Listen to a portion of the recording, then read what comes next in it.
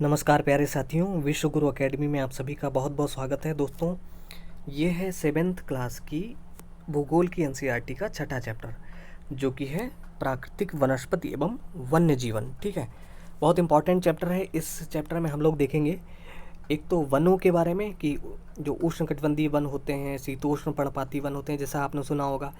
तो उनसे संबंधित जो वृक्ष हैं वो पूछ लिए जाते हैं कि सागौन का वृक्ष किस प्रकार के वनों में पाया जाता है। ठीक है, चीड़ का वृक्ष, देवदार, ये सब कहाँ पाए जाते हैं, शंकुधारी वन क्या होता है। तो वनों के बारे में जानेंगे और घास स्थल के बारे में जानेंगे, जो प्रमुख घास स्थल हैं। जैसे पूछा जाता है कि प्रेयरी घास स्थल कहाँ है, स्टेपी कहाँ है, डॉन कहाँ है, वेल्ड कहाँ है। तो ये सब हम लोग जो है इस वीडियो में समझेंगे, बहुत इंपॉर्टेंट है। तो बहुत ध्यान से देखिएगा। और आगे बढ़ने से पहले कुछ इंपॉर्टेंट बातें जो आपको बता दी जाए कि सबसे पहले तो आप फ़ोन को लैंडस्केप मोड में रखें, इस प्रकार से, ताकि आपको थोड़ा बड़ा दिखाई दे। हालांकि मैं जूम तो कर ही दूंगा, ठीक है, जितना संभव हो सकेगा। और आप ईयरफोन ज़रूर लगा लें, हेडफोन, ताकि स्पष्ट सुनाई दे। काफ़ी लोगों की शिकायत रहती है कि आवाज़ स्लो आ रही है। देखिए, होता क्या है कि वीडियो हमारे बहुत लंबे होते हैं। एनसीईआरटी के वीडियोज़ हैं, 5-10 मिनट का वीडियो तो होता नहीं है, काफ़ी लंबे वीडियोज़ हो जाते हैं। तो इतनी देर तक काफ़ी तेज़ बोल पाना संभव नहीं है यार। तो इसलिए प्लीज़ आपसे रिक्वेस्ट है कि आप हेडफोन ज़रूर लगा लें, ईयरफोन। ठीक है, तो चलिए शुरू करते हैं। प्राकृतिक वनस्पति एवं वन्य जीवन, और एक रफ कॉपी लेकर आप बैठिए। तो जो कुछ इंपॉर्टेंट पॉइंट्स हैं उनको आप बुलेट फॉर्म में, ठीक है, ऐसे बुलेट पॉइंट में आप करके बना के लिखते रहिए, जो इंपॉर्टेंट फैक्ट्स हैं जो मैं आपको बताऊंगा। तो चलिए देखते हैं। और पूरा ही चैप्टर बहुत इंपॉर्टेंट है। सलीमा अपने ग्रीष्म शिविर से, देखिए यहाँ पर किसी के माध्यम से बताई जा रही है कहानी पूरी।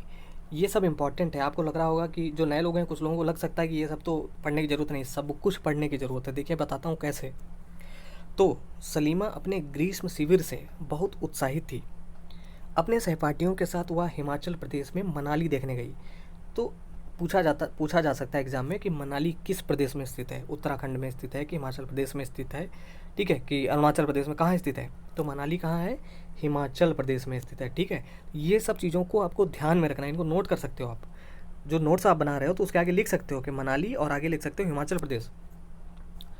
तो अपने सहपाठियों के साथ वह कहाँ गई सलीमा, हिमाचल प्रदेश में मनाली देखने गई थी। उसे सब स्मरण था कि बस जैसे जैसे चढ़ाई पर जा रही थी, वह स्थलाकृति एवं प्राकृतिक वनस्पति के बदलते रूपों को देखकर कितनी हैरान हो रही थी। इसका मतलब क्या हुआ कि जैसे जैसे वह पहाड़ के ऊपर चढ़ रही थी, जैसे जैसे ऊपर जा रही थी, तो क्या क्या बदलाव उसने देखने को मिल रहे थे। एक तो स्थलाकृतियाँ और प्राकृतिक वनस्पति, इसमें बदलाव आ रहा था। देखो, अगर आप में से किसी ने यूपीएससी का एग्ज़ाम दिया है, आईएएस के लिए, या स्टेट पीएससी का, खासकर यूपीएससी का एग्ज़ाम, उसमें डायरेक्ट एनसीईआरटी से आपको ये सारे वाक्य देखने को मिल सकते हैं कि ऊपर बढ़ने पर प्राकृतिक वनस्पति में और जलवायु में और स्थलाकृति में परिवर्तन होता है। ठीक है, तो पूछा जाता है कौन से सही है कथन, कौन से गलत हैं। तो इसलिए बहुत ध्यान से देखिए, इसको समझते हुए आगे बढ़िए। तो जैसे जैसे चढ़ाई पर जा रही थी, वह स्थलाकृति एवं प्राकृतिक वनस्पति के बदलते रूपों को देखकर कितनी हैरान हो रही थी। गिरिपाद में स्थित, अब गिरिपाद क्या होता है, जो पहाड़ का निचला हिस्सा, जैसे मान लो ये पहाड़ है, तो जहाँ से चढ़ना शुरू करते हैं आधार, उसको कहते हैं गिरिपाद। ठीक है, गिरिपाद में स्थित साल एवं सागवान के घने वन धीरे धीरे अदृश्य हो गए थे, तथा वर्तमान की ढलानों पर तथा पर्वत की ढलानों पर पतली नुकीली पत्तियों तथा शंक्वाकार वितान लंबे वृक्ष दिखने लगे। ठीक है, कहाँ पर, जैसे जैसे चढ़ना शुरू किया पर्वत की ढलानों पर, क्या देखने को मिला, पतली नुकीली पत्तियों तथा शंक्वाकार वितान लंबे वृक्ष देखने को मिले। उसे पता चला कि वे शंकुधारी वृक्ष थे। कैसे वृक्ष थे, शंकुधारी वृक्ष थे। अब शंकुधारी वृक्ष क्या होते हैं, नीचे हम लोग पूरा देखेंगे अभी। लंबे वृक्षों पर खिले लाल लाल फूलों पर उसका ध्यान गया। वे कौन से थे, वे रोडोडेंड्रॉन के फूल थे। तो रोडोडेंड्रॉन कैसा होता है फूल, ये यहाँ पे चित्र दिया गया, आप देख लीजिए, ये है रोडोडेंड्रॉन। ठीक है, तो क्या देखने को मिला कि वे रोडोडेंड्रॉन के फूल थे। मनाली से आगे रोहतांग दर्रे तक के रास्ते में उसने देखा कि भूमि छोटी छोटी घास एवं कुछ स्थानों पर बर्फ से ढकी थी। अच्छा, रोहतांग दर्रा कहाँ पूछा जा सकता है, हिमाचल प्रदेश में है। ठीक है, तो ये भी पूछा जा सकता है दर्रों के बारे में, आप नोट कर सकते हो, रोहतांग दर्रा हिमाचल प्रदेश। आगे बढ़ते हैं। सलीमा के अवलोकन से हम अनुमान लगा सकते हैं कि स्थल की ऊंचाई एवं वनस्पति की विशेषताएं एक दूसरे से संबंधित हैं। इसका मतलब क्या हुआ कि जैसे जैसे ऊंचाई प्राप्त होती है, जैसे जैसे स्थल की ऊंचाई बढ़ती है, वैसे वैसे वनस्पति में भिन्नता देखने को मिलती है। ठीक है, तो ये सब लाइनें भी आपको यूपीएससी के एग्जाम में देखने को मिलेंगी। ऊंचाई में परिवर्तन के साथ जलवायु में परिवर्तन होता है तथा इसके कारण प्राकृतिक वनस्पति में भी बदलाव आता है। ये पूरी लाइन आप नोट कर सकते हो। क्या लिख सकते हो कि ऊंचाई में परिवर्तन के साथ जलवायु में परिवर्तन होता है तथा इसके कारण प्राकृतिक वनस्पति में भी बदलाव आता है। चलिए, वनस्पति की वृद्धि, अगला पॉइंट भी नोट कर सकते हो। वनस्पति की वृद्धि किस पर निर्भर करती है? तापमान एवं नमी पर निर्भर करती है। ठीक है, तो वनस्पति की वृद्धि किस पर निर्भर करती है? तापमान पर निर्भर करती है और नमी पर निर्भर करती है। इसके अलावा यह ढाल एवं मिट्टी की परत की मोटाई जैसे कारकों पर भी निर्भर करती है। तो ये सारे पॉइंट आप नोट कर सकते हो, बहुत इंपॉर्टेंट है यहाँ से लेकर यहाँ तक कि ऊंचाई में परिवर्तन के साथ जलवायु में परिवर्तन होता है तथा इसके कारण प्राकृतिक वनस्पति में भी बदलाव आता है। वनस्पति की वृद्धि तापमान एवं नमी पर निर्भर करती है। इसके अलावा यह ढाल एवं मिट्टी की परत की मोटाई जैसे कारकों पर भी निर्भर करती है। ठीक है, चलिए आगे बढ़ते हैं। इन घटकों में अंतर के कारण किसी स्थान की प्राकृतिक वनस्पति की सघनता एवं प्रकार में परिवर्तन होता है। ठीक है, कौन कौन से घटकों के कारण? जो घटक हमने देखे, जैसे कि तापमान, नमी, ठीक है, ढाल हो गया, मिट्टी की परत की मोटाई हो गई। तो ये कुछ ऐसे घटक हैं जिन पर निर्भर करता है वनस्पति की प्रकृति कि वहाँ की कैसी होगी, सघन होगा या नहीं सघन होगी। ठीक है, तो आगे देखेंगे। आमतौर पर प्राकृतिक वनस्पति को निम्न 3 मुख्य श्रेणियों में वर्गीकृत किया जा सकता है। इसको नोट कर लीजिए कि आमतौर पर प्राकृतिक वनस्पति को कितने प्रकार की श्रेणियों में वर्गीकृत किया जा सकता है? वो कहता है 3 श्रेणियों में वर्गीकृत किया जा सकता है। कोई भी प्राकृतिक वनस्पति या तो क्या हो सकती है, या तो वन हो सकती है, या फिर क्या हो सकती है, घास स्थल हो सकती है, या फिर क्या हो सकती है, कांटेदार झाड़ियाँ हो सकती हैं। यानी प्राकृतिक वनस्पति को 3 प्रकार से वर्गीकृत किया जा सकता है। किन में? वनों में, घास स्थल में और कांटेदार झाड़ियों में। अब देखते हैं अलग अलग सबके बारे में। तो वन, जो वृक्षों के लिए उपयुक्त तापमान एवं परिपूर्ण वर्षा वाले क्षेत्रों में उगते हैं। तो वन कहाँ उगते हैं? उपयुक्त तापमान उनको चाहिए और वर्षा चाहिए वाले क्षेत्रों में उगते हैं। इन कारकों के आधार पर सघन एवं खुले वन विकसित होते हैं। किन कारकों पर? तापमान पर और वर्षा पर। तो जहाँ जैसा तापमान होगा और जहाँ जैसी वर्षा होगी उसी हिसाब से वहाँ पर वन या तो सघन होंगे या फिर खुले होंगे, यानी दूर दूर आपको देखने को मिलेंगे। चलिए अभी इनके बारे में पूरा विस्तार से जानते हैं। दूसरा प्राकृतिक वनस्पति का प्रकार क्या होता है? घास स्थल। एक तो वन होता है, दूसरा घास स्थल, जो मध्यम वर्षा वाले क्षेत्र में विकसित होते हैं। तो घास स्थल कहाँ विकसित होते हैं? मध्यम वर्षा वाले क्षेत्र में विकसित होते हैं। तो इसको नोट कर सकते हो आप। तीसरा जो होता है वो होता है कांटेदार झाड़ियाँ। कांटेदार झाड़ या झाड़ियाँ केवल शुष्क क्षेत्रों में पैदा होते हैं। तो ये नोट कर लीजिए कि कांटेदार झाड़ियाँ केवल शुष्क क्षेत्रों में यानी सूखे क्षेत्रों में पैदा होते हैं। तो अब आगे देखते हैं। ये यहाँ पे चित्र दिया गया कांटेदार झाड़ियों का, आप सब जानते हैं। सलीमा हिमालय की यात्रा का अपना यह अनुभव अपने पिता को बता रही थी। उसके पिता विश्व के विभिन्न स्थानों पर जा चुके थे। उन्होंने सलीमा को विभिन्न महाद्वीपों के विभिन्न भागों में पाई जाने वाली विविध प्रकार की वनस्पतियों के बारे में बताया। ठीक है, उन्होंने उपध्रुवीय प्रदेशों में शंकुधारी वन। अब अच्छा, उपध्रुवीय प्रदेश क्या होते हैं? देखिए, ये है हमारी पृथ्वी, मान लीजिए। तो जो ध्रुव है, ध्रुव क्या है? उत्तरी ध्रुव है एक हमारा और एक हमारा दक्षिणी ध्रुव है। ठीक है, बीचों बीच से भूमध्य रेखा 0 डिग्री गुजरती है। और पूरा चलिए आपको बता ही देते हैं, क्योंकि आगे आपको इन्हीं पर बहुत कुछ इंपॉर्टेंट चीज़ें देखने को मिलेंगी। तो पहले इसको समझ लीजिए। हालांकि मैंने 6th क्लास के एनसीईआरटी में पूरा कटिबंध और सब ध्रुव वगैरह सब बता दिया था, लेकिन जो नए लोग हैं फिर भी आप देख लीजिए यहाँ पर कि 0 डिग्री पृथ्वी के बिल्कुल बीचों बीच से गुजरती है रेखा, जिसको हम लोग भूमध्य रेखा भी कहते हैं, विषुवत रेखा भी कहते हैं, और अंग्रेजी में इसे इक्वेटर भी कहते हैं, जिसको 0 डिग्री अक्षांश रेखा। ठीक है, अब 0 डिग्री अक्षांश रेखा से इसी के पैरेलल दूसरी रेखाएं आप खींचोगे तो ये सब अक्षांश रेखाएं कही जाती हैं।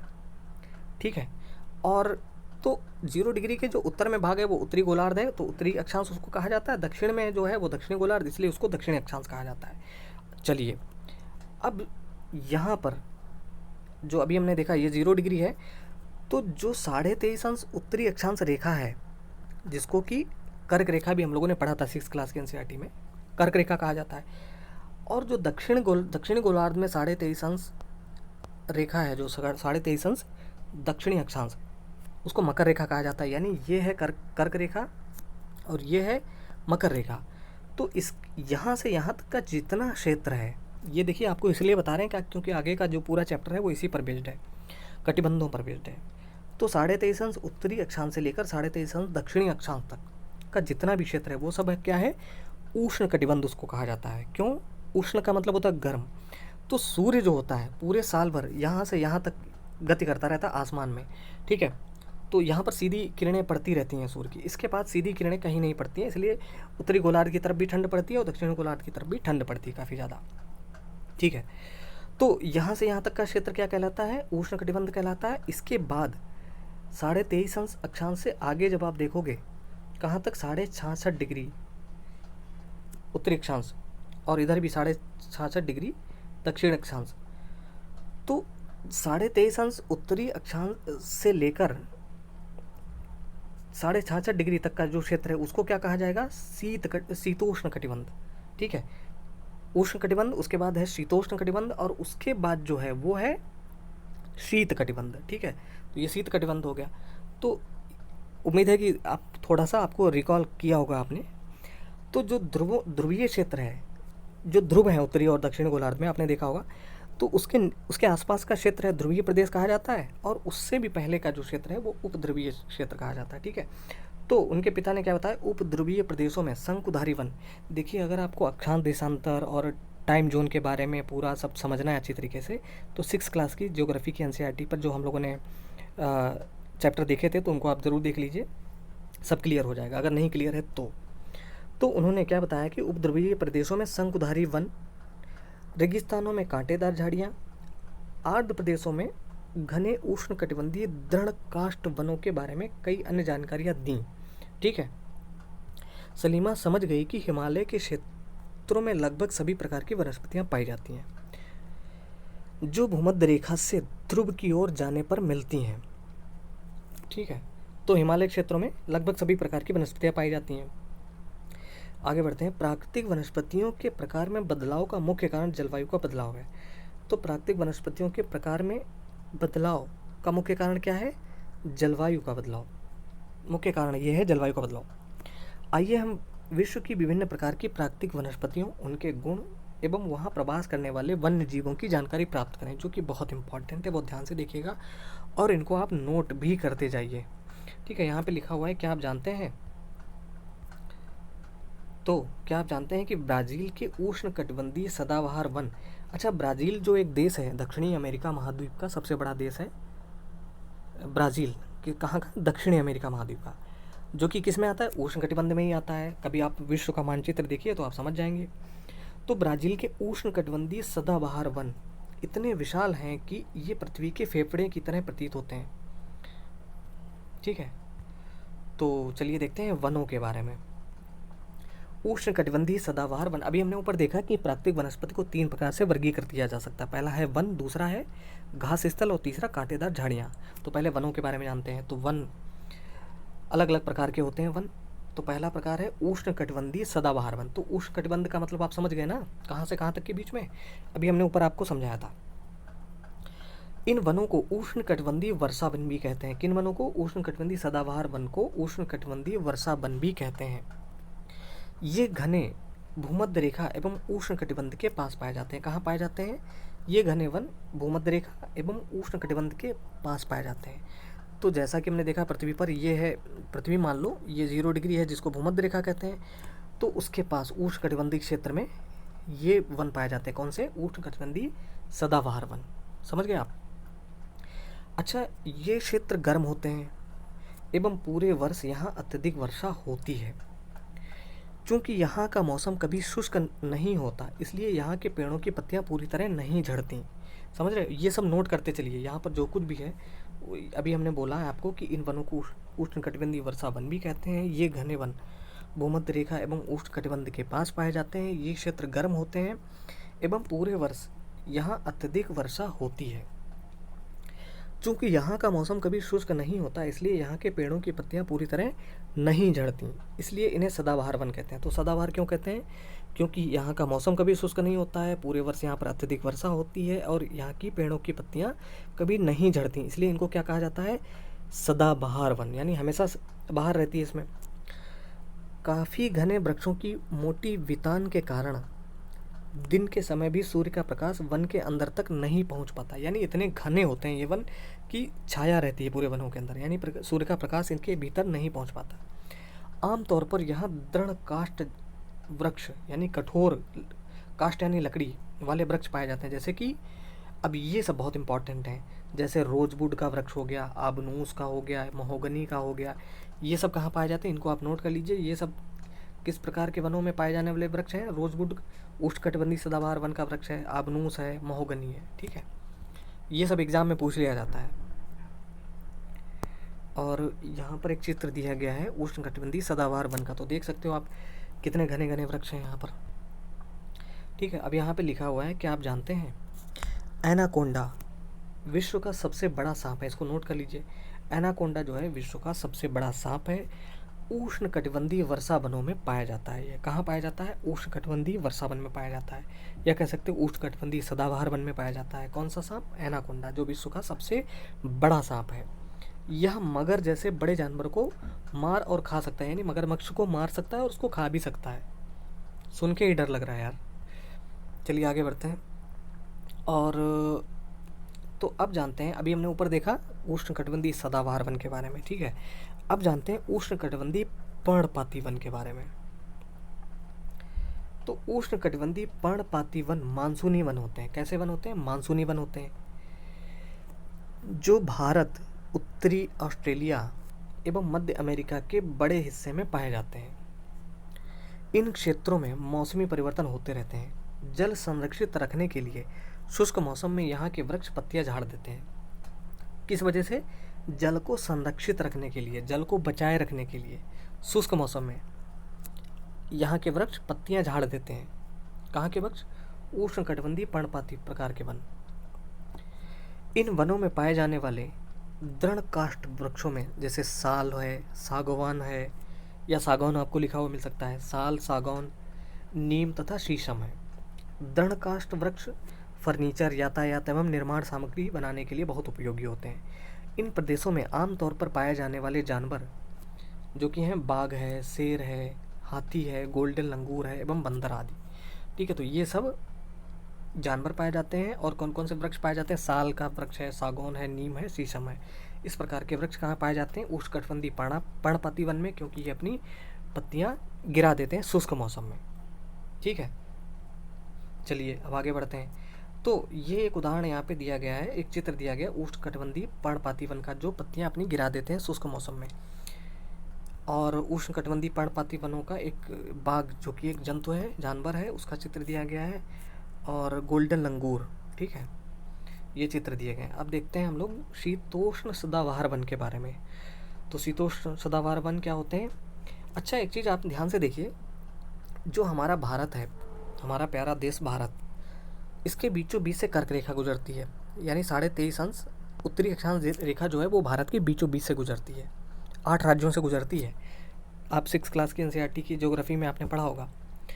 तो भारत के बीचों बीच से जब कर्क रेखा गुजरती है, तो इसके दक्षिण में, कर्क रेखा के दक्षिण में जितना भी हिस्सा भारत में है, वो सब क्या कहा जाएगा? उष्णकटिबंध में आता है। और जो उत्तर में जितना हिस्सा है वो किस में आता है? शीतोष्ण कटिबंध में आता है, ठीक है।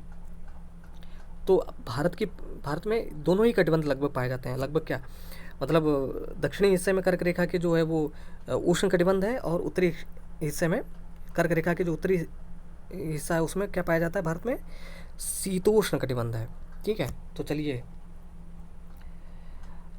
शीतोष्ण सदाबहार वन। शीतोष्ण सदाबहार वन मध्य अक्षांश के तटीय प्रदेशों में स्थित है। ये सामान्यतः महाद्वीपों के पूर्वी किनारों पर पाए जाते हैं। तो कहाँ पाए जाते हैं? मध्य अक्षांश के तटीय प्रदेशों में स्थित है शीतोष्ण सदाबहार वन, और ये सामान्यतः महाद्वीपों के पूर्वी किनारों पर पाए जाते हैं। यह बात याद रखना आप। जैसे कि दक्षिण पूर्व अमेरिका, दक्षिणी चीन एवं दक्षिणी पूर्व ब्राज़ील, ठीक है। अच्छा, ये देश किस में आएंगे? शीतोष्ण कटिबंध में ही तो आएंगे। ठीक है, जैसे दक्षिण चीन हो गया, दक्षिण पूर्व अमेरिका हो गया, ठीक है, दक्षिण पूर्वी ब्राज़ील हो गया। तो यहाँ कौन कौन से वृक्ष पाए जाते हैं, पेड़ पाए जाते हैं? एक तो बांज हो गया, चीड़ हो गया, ठीक है, पूछ लिया जाता है एग्ज़ाम एग्ज़ाम वगैरह में, एवं यूकेलिप्टस का हो गया। जैसे दृढ़ एवं मुलायम दोनों प्रकार के पेड़ पाए जाते हैं। ठीक है, चलिए अब आगे बढ़ते हैं। शीतोष्ण सदाबहार वन का ये एक चित्र है, और यहाँ पर जो चित्र है वो यहाँ पे हाथी वगैरह दिए गए हैं। आगे बढ़ते हैं, शीतोष्ण पर्णपाती वनों के बारे में जानते हैं। ये चित्र दिया गया है फिजेंट का, एक पक्षी है, और नीचे भी दिया गया है मोनाल का। चलिए अब जानते हैं शीतोष्ण पर्णपाती वनों के बारे में। उच्च अक्षांश की ओर बढ़ने पर अधिक शीतोष्ण पर्णपाती वन मिलते हैं। ये उत्तर पूर्वी अमेरिका, चीन, न्यूजीलैंड, चिली एवं पश्चिमी यूरोप में, यूरोप के तटीय प्रदेशों में पाए जाते हैं। ये अपनी पत्तियां शुष्क मौसम में झाड़ देते हैं। यहाँ पाए जाने वाले पेड़ हैं जैसे बांज है, ऐस का पेड़ है, बीच है, ये सब पेड़ पाए जाते हैं। और जानवर कौन कौन से पाए जाते हैं? हिरण है, लोमड़ी है, भेड़िया है, यहाँ के आम जानवर हैं। फीजेंट एवं मोनाल जैसे पक्षी भी यहाँ पाए जाते हैं। किनमें? शीतोष्ण पर्णपाती वनों में। अब ये शीतोष्ण पर्णपाती वन का एक चित्र है यहाँ पर। इसके आगे है भूमध्य सागरीय वनस्पति, तो इसके बारे में जानते हैं। आप जान चुके हैं कि महाद्वीपों के पूर्व एवं उत्तर पूर्वी किनारों के अधिकांश भाग शीतोष्ण सदाबहार एवं पर्णपाती पेड़ों से ढके हैं। महाद्वीपों के पश्चिमी एवं दक्षिण पश्चिमी किनारे भिन्न हैं। यहाँ भूमध्य सागरीय वनस्पतियाँ पाई जाती हैं।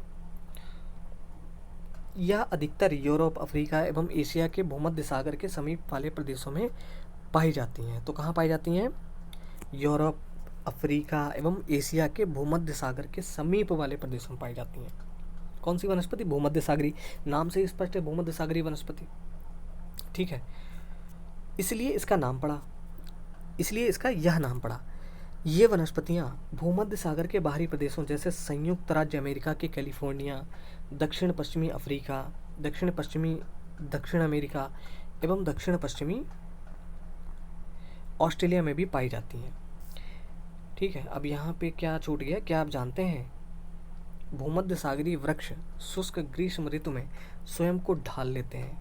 उनकी मोटी छाल एवं पत्तियाँ वाष्पोत्सर्जन को रोकती हैं, यानी वाष्पीकरण को रोकती हैं, पानी को उड़ने नहीं देती हैं उनकी मोटी छाल। कौन से वृक्ष? भूमध्य सागरीय वृक्ष।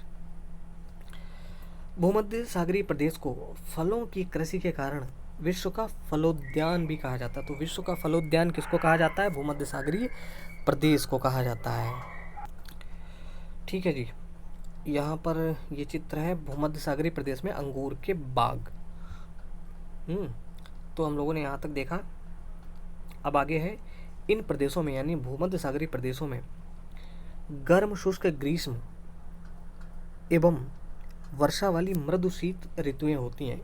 इन क्षेत्रों में आमतौर पर संतरा, अंजीर, जैतून एवं अंगूर जैसे निम्बुवंश यानी सिट्रस यानी खट्टे निम्बुवंश के फल पैदा किए जाते हैं, क्योंकि लोगों ने अपनी इच्छा अनुसार कृषि करने के लिए यहाँ की प्राकृतिक वनस्पति को हटा दिया है। यहाँ वन्य जीवन कम है।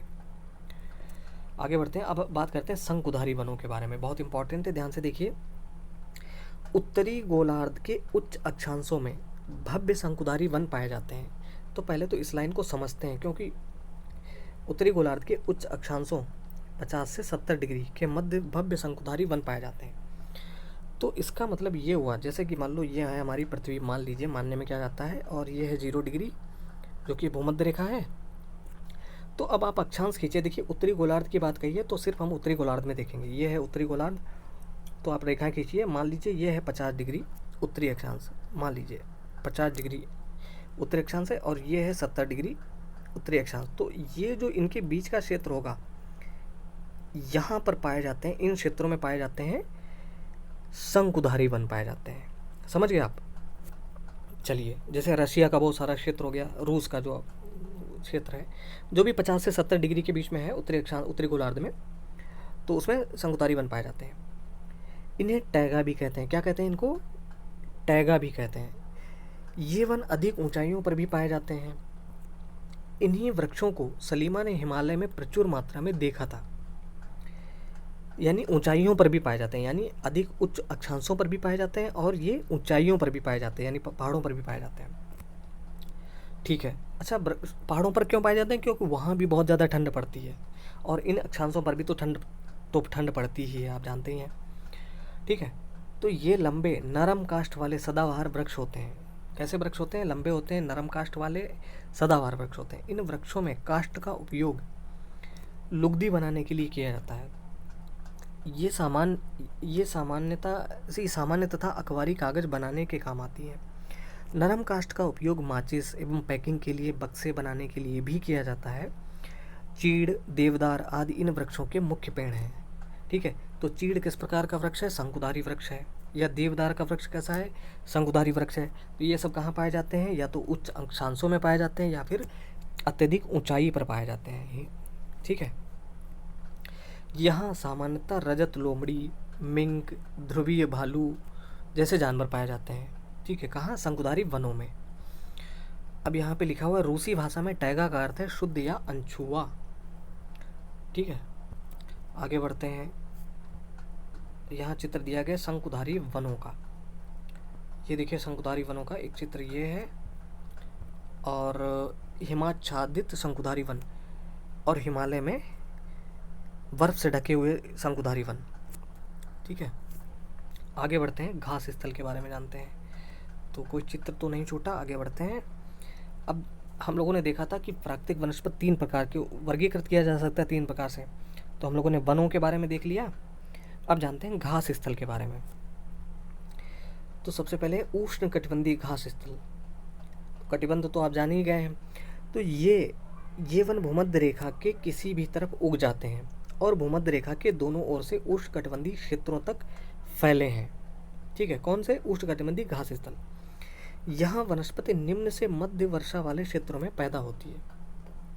यह घास काफ़ी ऊंची, लगभग 3 से 4 मीटर की ऊंचाई तक बढ़ सकती है, यानी काफ़ी ऊंची हो जाती है। 3 से 4 मीटर ऊंची घास, समझ रहे हो आप? काफ़ी ऊंची घास। अफ्रीका का सवाना घास स्थल इसी प्रकार का है। तो अफ्रीका का जो सवाना घास स्थल है वो किस प्रकार का घास स्थल है? उष्ण कटिबंधीय घास स्थल है। कौन सा? अफ्रीका का सवाना।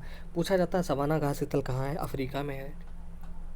सामान्य रूप से उष्ण कटिबंधीय घास स्थल में हाथी, जेवरा, जिराफ, हिरण, तेंदुआ आदि जानवर पाए जाते हैं। तो कौन कौन से जानवर पाए जाते हैं उष्ण कटिबंधीय घास स्थल में?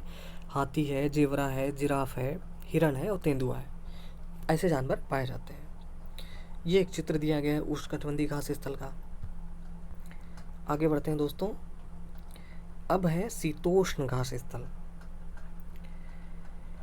ये कहाँ पाए जाते हैं? ये मध्य अक्षांशीय क्षेत्रों, अब जैसे कि इनका नाम ही है शीतोष्ण घास स्थल, तो ये कहाँ पाए जाएंगे? ये मध्य अक्षांशीय क्षेत्रों और महाद्वीपों के भीतरी भागों में पाए जाते हैं।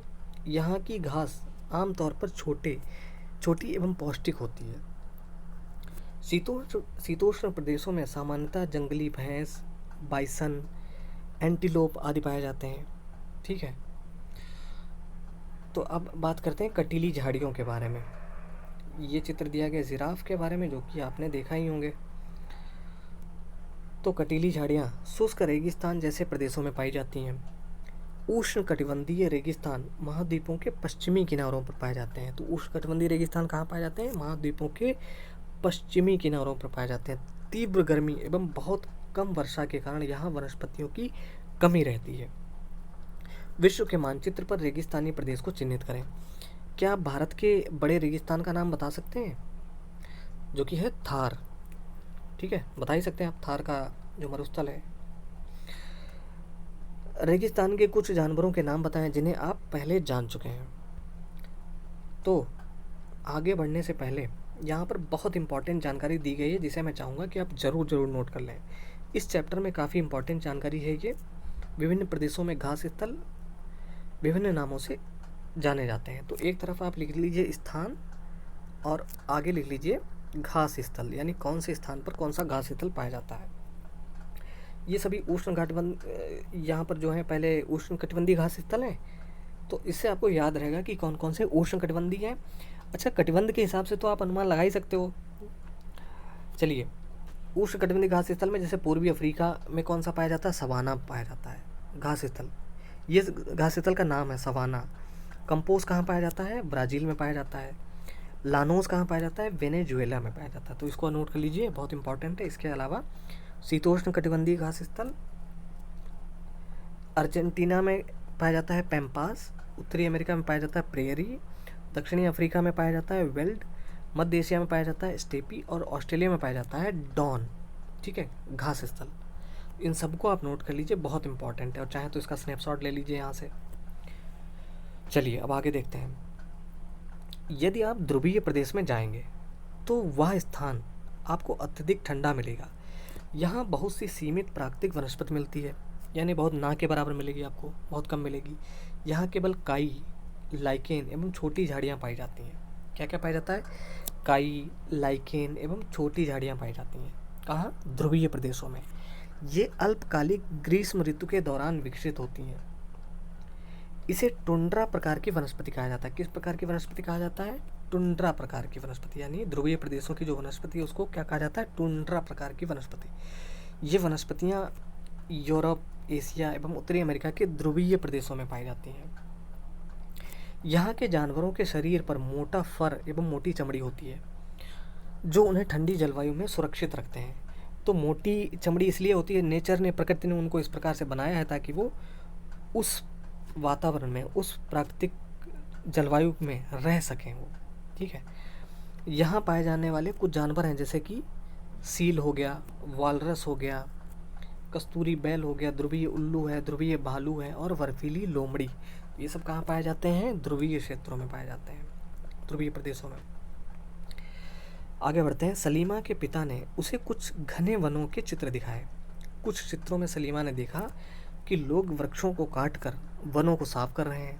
उसके पिता ने बताया कि स्थानीय लोग कृषि एवं आवास के लिए स्थान चाहते थे, इसलिए उन्होंने वनों को साफ कर दिया। सलीमा सोचने लगी कि अगर वनों को साफ कर दिया जाता है तो वन्य जीव कहाँ जाएंगे, क्या वे वन पुनः वैसे ही वन पाएंगे। अगर लोग इसी प्रकार पेड़ों को काटते रहे तो भविष्य में पर्याप्त ऑक्सीजन, जलवाष्प, लकड़ी, फल, मेवे आदि मिल पाएंगे।